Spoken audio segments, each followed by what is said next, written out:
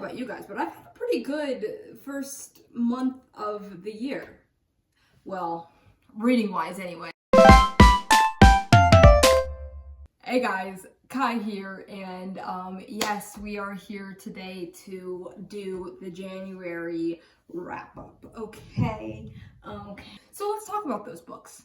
Honestly, I've had a pretty good reading month. I have been reading things that are very up my alley, so over time my reading taste has really changed, and I'm trying to learn my new taste, and I think this year I've really succeeded in being there at least a little. I read 9 books this month, and I'm here to talk to you about them. If you can't tell, I think that's like the 7th time I've said that. Let's just get into it. I never know how to intro or outro, for that matter, my shit. The first book that I read this year was The Promise by Damon Galgut. We start this book with the matriarch passing away, and before doing so, she promises to the father to give the housemaid the farm, which is unheard of because this is a white family and the housemaid and her family is black. Only one member of the family, Amor, follows through or desires to follow through with this promise. Everybody else, they kind of just sweep it under the rug a little bit. Amor, who's 13 at the time, just happens to overhear it. We follow this family for 30 plus years as they all progressively bite the dust, as it were. There's 3 siblings, Anton, Astrid, and then Amor. We follow as the time spans and everybody progressively DIEs, okay? We follow and we see all of these funerals. The perspective of this book is so intriguing. It's like, and then we're here, and then we're here, and then we're here, and then we're here. It's so compelling and it keeps you engaged the entire time. This is going to be a theme of the books that I'm talking about right here and right now, but I cannot do it justice, I fear. We get the point of views of every single person, okay? It's more than just these 3 siblings. We also get the father's point of view, and we get all these side characters, these family members, and also siblings, lovers, and the family life that they're living. Amor happened to be my favorite because she's very secretive and she kind of just like nobody ever knows where she is at any given time. This family structure is very dispersed. It's very they're not that close and all that stuff, and every single person is just as compelling as the other. There's even a point in time when we for 3 pages are witnessing and watching a homeless man and his story, and it's like, oh, what does this have to do with anything? It just goes bop bop bop bop bop, it's thing after thing after thing, and it is so glorious. And yeah, this won the 2020 Booker Prize. I think that's really dope. It makes sense that it won because there's no other story that I've ever read from, and again, I cannot do it justice. I'm empty up here most of the time, but I would love to reread this and even have a more critical view of it, and maybe even I wish I had people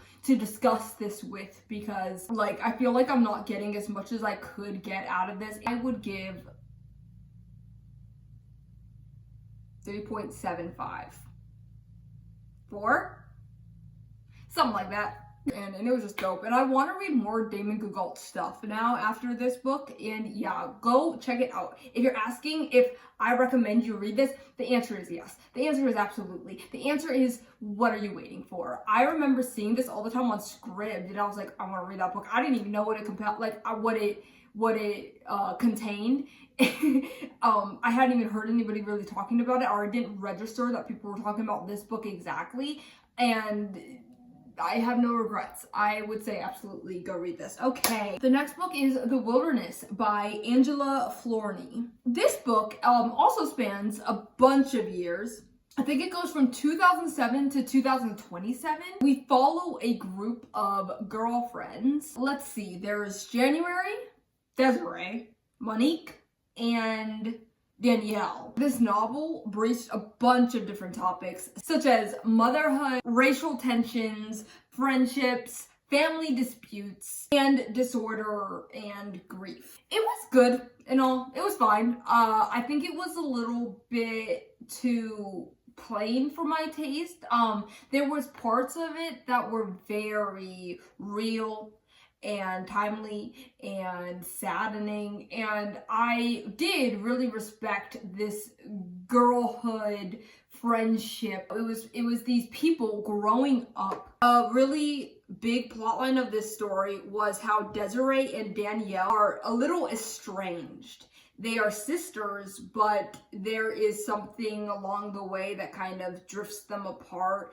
And I think that that can be very compelling, but the way that it was done, it kind of just annoyed me. That's the thing about this book. I didn't like any of the characters, and that sucks, okay? That sucks when you don't like any of the characters. So there was that. I do like the time jumps and everything, like for the most part, but I think that it was trying to do too much. Like I said, all of those themes before, I think that the author was trying to do a little bit too much and she could not make it all come together. I would have loved to travel down this road, but it never really went there. It never fully said, this is what I'm talking about. It would just brush past these themes, and that kind of annoyed me a little bit. And then these timelines, like it would go from 2007 to 2014 to 2020. It was very slow as well, and just I don't know, there's something about it I couldn't connect with anything that was happening, and it was very basic. I was just like, okay, yes, this happens and then this happens. I didn't care for any of the characters, and maybe a lot of them, in fact, maybe all of them, I actively disliked. So that's what I was experiencing when I was reading this. But I think you should read it if you enjoy contemporary fiction. You know, people are peopling, and it was great and fine for all of that. I gave this a 2.75, unfortunately. Also, I didn't say what I gave the promise. Okay, we're gonna take this part, we're gonna cut it, we're gonna put it. And then the third book I read was The Book of Goose by Yoon Lee. This is about two girls called Agnes and Fabienne. And they read a book one day. Fabienne is the storyteller and Agnes is the scribe and credited author. Fabienne is a compelling character. You know, she is abrasive, bossy, manipulative, and a little bit troubled. She doesn't have the education that Agnes has, where, you know, Fabienne is in charge of her family's farm. Agnes is going off to school. And so I think that's a really compelling, you know, diversion of character, where, you know, how the other half lives. And that's why Agnes is the perfect credited author, because Fabienne could not handle what Agnes had to go through. So basically, you know, people see her as a prodigy. You know, they're like, oh my God, you're so young. I think they're like 13 years old or something. You're so young. You wrote this book. It's genius. Like the book that they decided to write, the very first book, the debut, was violent and macabre and brutal. It just was. And then it's like, oh, this is very mature for your age. But Agnes is the one who is getting all of this credit. She gets photo shoots. She travels to London for interviews and other such things. And then a boarding school asks for her, and they're like, oh, you want to join our school? We are, you know, we train for the gifted and the intelligent. Agnes is forced to go to the school for a year, and yeah, Agnes doesn't care for this journey herself, but she understands that Fabienne could never handle it. You know, it would be very difficult for her because, like I said, Fabienne is a little abrasive. She's very contrarian, you know. Love that for her, though. This book is just about girlhood and friendships within that, I would say. It's not uncommon for one to lead the other, and then now Agnes is just in a place where she was forced to be because she hung on to Fabienne's every word. Another thing about this book is it started off with, it was very clear Agnes was writing a story, and she's like, hey, my friend Fabienne died, and you don't know who Fabienne is, let me tell you.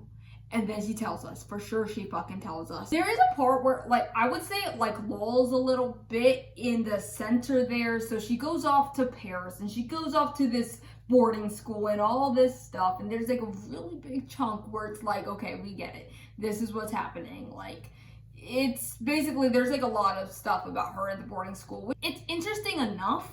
It's just, I'm here for Fabian at a certain point. You know what I mean? It's like, oh, she's a very interesting person and I want to see that dynamic develop even more so. And we do. I would say, you know, the writing is beautiful and there were so many stark quotes that I just had to make note of. I was like, oh, I've got to pinpoint this one because the way that it was said was very beautiful, poetic. I cannot wait to read more of this author. Like, I know she's got a lot going on. Like, I know she's had a lot of books, so I'm excited to see what else she provides. I gave this a 3.5 stars. And then I read Motherhood by Sheila Heti. This is a diary, an internal monologue-esque book about a late 30s woman, presumably the author, but she never says it's her, talking about motherhood. Having the debate, should I become a mother? What does it mean to be a mother? Take a shot every time I say mother. She thinks about who her mother once was and what it means as a human culture to be a mother. What type of mother she would become. The people that she surrounds herself with, you know, her friends and the steps that they have taken to become mothers. It's talking about all of the stuff, you know, and I respect that so much. I respect it because I would love to hear more honest takes on what being a mother truly means. The only time I see it is in fiction. Let's talk about it in real life. Let's talk about it face to face. How about it? It made me feel like I was talking to a pal, discovering this part about themselves or understanding this part about themselves. It is the conundrum of a lifetime. A person with a womb, as a person with a womb, should I have a child? This will make you question your own philosophies about what it means to be a mother, the reasons why you want that, right? I love it. I absolutely devoured it. It is an important thing to think about. It's an inevitable thing to think about. You know, I've asked myself many of these questions. This is my first Sheila Heti book. Unfortunately, I know, we're all shocked, we're all surprised. In the sense of like, cause like, I feel like so many people have read all her books or whatever, but I've been wanting to read Pure Color for the longest freaking time. I think I'm gonna make time for that next month. I hadn't had a copy of it for so long, but now I kind of do. It's Scribd.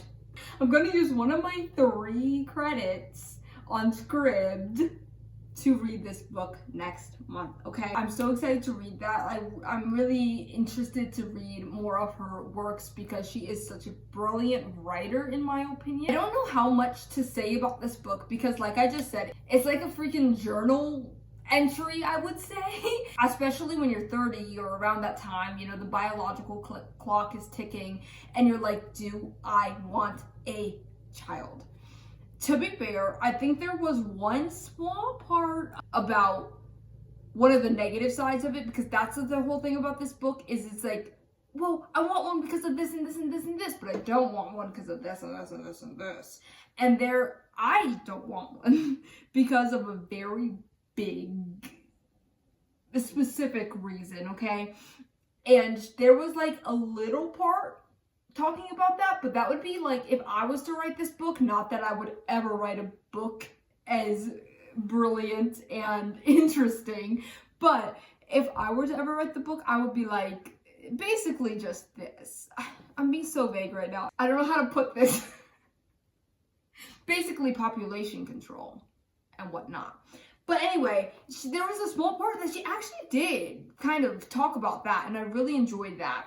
For other reasons, this is like, well, that's a big responsibility. That's something that I always thought about, even before when I had this mentality, when I had this philosophy that I do hold true to. When I was like 13, 14, 15, I'm like, oh, I have a womb. Do I want a baby? Eventually in life. Probably not, because the responsibility is astronomical. And I don't think I could even like start to compute that. And she talks a lot about that. And she talks a lot about like, you know, I know my mother wants me to have one, but she married a person, you know, who was like, fuck a child, fuck a baby. Don't quote me on that one. That sounds insane. But like, that's what the guy was saying. Fuck a baby, you know? It was interesting. Go read it if you wanna. Don't if you don't. I give this a 3.5. Companion Piece by Ali Smith was the 4th book I read this month. We follow Sandy Gray, who's an artist, a lover of words. She's gay with a problematic father who is at the moment in the hospital. This is all taking place during COVID because of course it does. Yeah, she has a very problematic relationship with her father. He's all like, the way you live, you shan't be gay, or whatever the fuck. And Sandy herself is a very compelling character. She is dry and intelligent, but anxious, just trying to get through life, aren't we all? It was a pandemic novel, but it was one of the more original renditions that I have ever seen, and for that I appreciate it so wholeheartedly. It gets absurd and even magical a little bit. There's this point in time where these twins come to her house and they're like convinced that Sandy is having a moment with their mother, and she's like, no bro, I promise. The one is like, oh yeah, you're fucking my mother, you're fucking my mother, and I know it. But these twins like slowly become obsessed with her and also start kind of moving in with her. They're all of a sudden infiltrating her space a little bit. They're like, can I walk here? So these two twins, their mother is somebody who messaged Sandy because she had a question about curlew or curfew, guys. Guys, that means something. And so they saw these email correspondence and took it to heart, and they're like, you're trying to fuck my mom. And then that mom eventually is like, oh, hey, Sandy. They're all infiltrating her space, my guys. And it's insane. And that's why we love Ali Smith. And then there's a second plot line, which is probably allegorical. It's probably, you know, connects somehow. But it's this storyline of, I don't really remember the second part of it. Because it started becoming like basically a storybook. Where it's like, oh, this sounds like something that Grimm would write, right? You know, the Brothers Grimm. I'm too dumb to completely understand it. I have yet to really dive into what they meant. Apparently, this is like a companion piece, haha, to the seasonal quartet that Ali Smith is very known for. Maybe you'll understand a little bit more after I finished all 4 of those. But for now, I'm very confused. And I just have to say, like, again, Sandy is a great character. There was a point in time where she deciphered an E.E. Cummings poem to one of her classmates in college, in uni. Honestly, we were alongside the ride with her. It's like, oh, this poem, you want to know what it means? Like, this is how I decipher it, but it's deciphered in any way that you want it to be. Just like an Ali Smith book. Just like an Ali Smith book. And so I think that was beautiful. I cannot wait to read, you know, every single one of her things. So yeah. You know, this novel was an ode to companionship and humanity. So I really respected this book, and I probably will reread it one of these days. I gave this a 4.5 stars. Sorry about that convoluted ass, sporadic ass review, because I cannot do it justice. Not anywhere close to justice. Go read it. That's how you can do it justice. Go fucking read it. Then you try to do a review. I don't know what just happened, you know? I just remember loving it. I devoured it in like 3 days. It was insane. Like, I couldn't get enough. I was like, I woke up, I was like, I gotta read companion piece. And Creatures by Chrissy Van Meyer, a woman called Evangeline, who is set to get married but does not know where her husband is. She has a interesting family dynamic. Her mother, who is estranged, comes to join this wedding. And then her father, who is an addict, an alcoholic, who she grew up with, she lives on a harbor. And there's a dead whale happening. No anemones. I'm still disappointed, but it's okay. Her father's just the worst, and and he was still saddened by, you know, their mother abandoning them and whatnot. So, yeah, that's basically the entire story. It goes through a lot of different timelines. It's a very interesting concept and all, but it turned out to be a little boring and basic for my personal taste. Resentment, grief, regret, abandonment, familial hardships were the themes of this book. And if that sounds interesting to you, go ahead and pick it up. If this cover seems interesting to you, go ahead and pick it up. That's what happened to me, where I was like, cool cover. It was alright. I've read better. I've read better about this exact thing. So, 3 stars. I thought it'd be more about the sea, guys.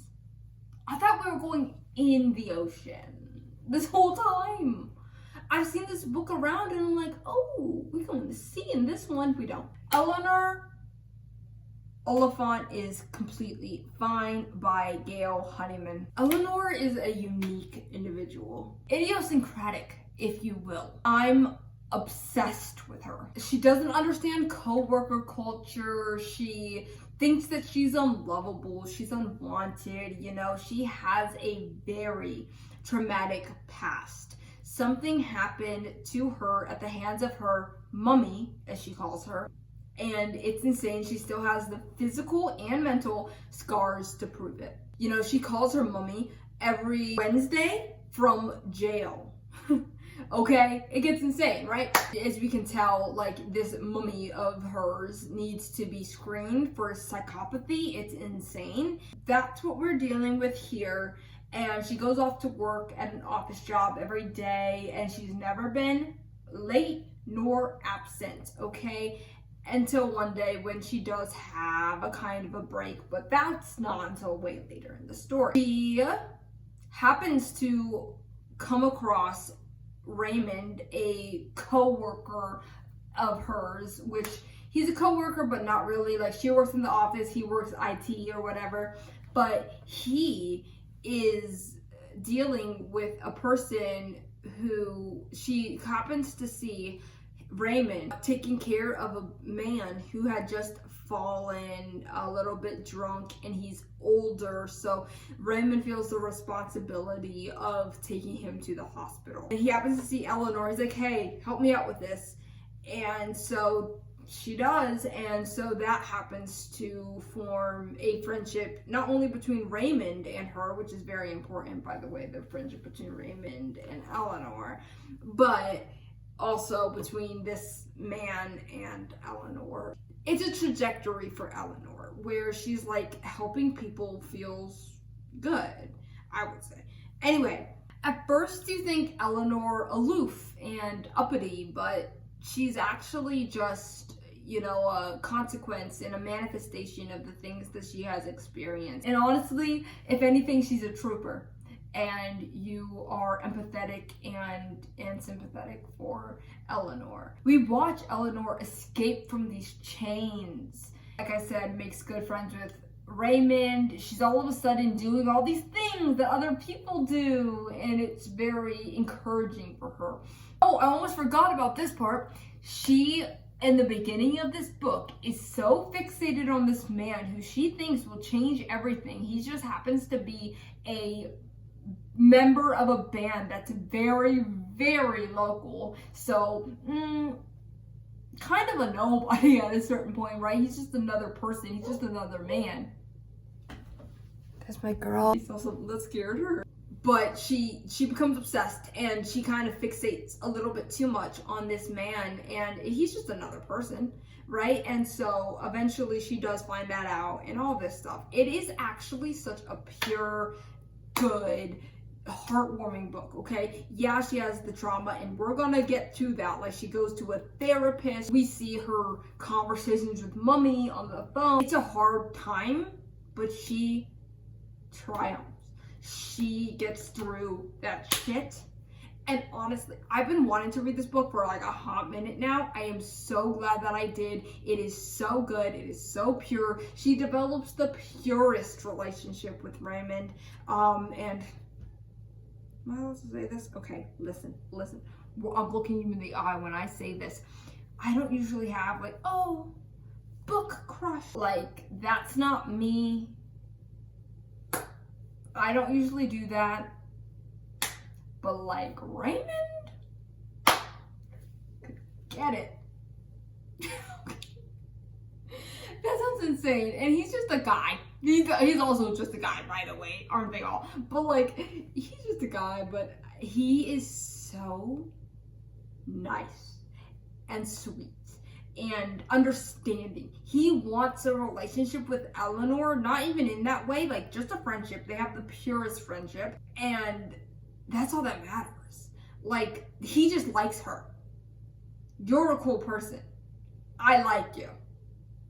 Even Eleanor at first is unsure. She's like, do I even like you? I loved him from the beginning. He's exactly my type. Unkempt. Fucking, that makes it sound bad. Unkempt. Fucking, he's just himself. You know what I mean? And he teaches Eleanor she can also be herself. Okay, this book, I'm surprised I'm not like tearing up right now, because every time I thought about this book, I'm like, wow. Okay, it's a very pure book. It's a very, very uplifting, in my opinion. Everything's gonna be all right type of book, which I don't usually read much of at all. Usually I read like life's fucked and you're fucked and we're all fucked type books, but this one was a little bit different than that, and for that I absolutely loved it. 4.5 stars. Okay. Winter by Ali Smith. I actually have this one, guys. Did I bring it up? Let's bring it up. Winter by Ali Smith. So in this one, we follow a family of strangers. Yeah, I said that right. They all come together during Christmas holiday. The son, called Art, a mother, called Sophie, a fake girlfriend of the son, called Lux, and then the mother's estranged sister, called Iris. The dynamics between these family members are so interesting. Basically, you know, it's like, whoa, Sophie, do you hate Art? You know, do you hate your son? What is this? And then Lux is like, hey, I have to come clean. I'm not your son's girlfriend. I just met him 2 days ago. He paid me to be here. Art invited Iris. It's like, what is going on? It's phenomenal. It's intriguing. I just can't even start. I'm never going to be smart enough to even completely understand. My favorite parts when Sophie would go into her own recesses of her mind, her internal monologue, and her vivid core memories, especially concerning Iris, her sister, who she doesn't really talk to these days, and there's a reason for that, of course, as always. And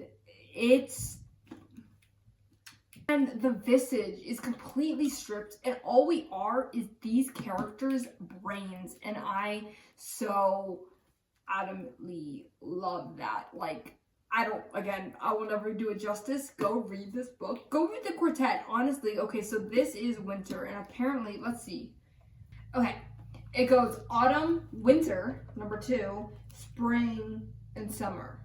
Okay, and so this is the second one, and maybe it attaches a little bit, but I would presume that it like is different families that we follow, or different, you know, people. I'm trying to read them at appropriate time. I give this a 3.5 stars. I really enjoyed it. Lots of people are saying that they love Autumn a lot more than this one or whatever.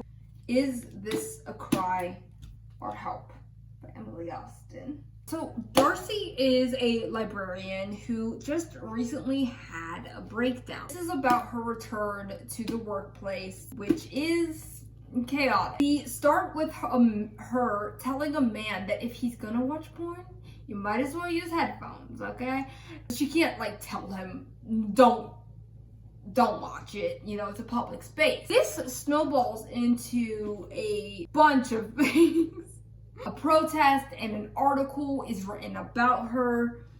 You know, book bans, censorship, and the like. Her accidental naked photo is sent to her by an anonymous email, which is scary to say the least. All the while, she has this niggling guilt about her ex-boyfriend who was like 10 years her senior, but he had died recently, you know, and that's what the mentee B was about. She has a wife called Joy, and I love their relationship. They definitely had a strong relationship, and they had this communication that was like solid, and it's the first good relationship I've seen in a book in a long while. Okay, and I absolutely admired it and loved it. It was very timely, and the conservatives are coming out of the woodwork. You know, they're claiming freaking, why would I let a drag queen read to my kids? Like, God forbid, that's the worst thing a person's ever done, right? Anyway, you know, always making life harder than it has to be for the ones around them. This queer main character absolutely terrified for her life. It had a dark humor component to it, and I really appreciated that. I respected it. I need more of that in my life. Overall, it was a love letter to libraries and librarians. It was thoroughly enjoyable, and I love Emily Austen, and it was great, and I'm so happy that I got to read this book. I gave it 3.5 stars. So yes, that was my January wrap up. I read such amazing things that it's hard for me to like wrap it all up, you know what I mean? Maybe I should start doing like more lengthy reviews, maybe in shorts and slash or reels. I might start doing that because I feel like I didn't do justice to a lot of these. Thank you for watching. I would love to know what your favorite books in January were. You know, did you meet your goals? Did you, because it's not about quantity, it is about quality. Did you have a good January reading month? I had an okayish one. I know I started this book saying like it was great, but like I think I could do better. And I will challenge myself to do better. Okay. I hope you have a great February. And I think that we should all collectively, I don't know, have an uprise or some shit. See ya!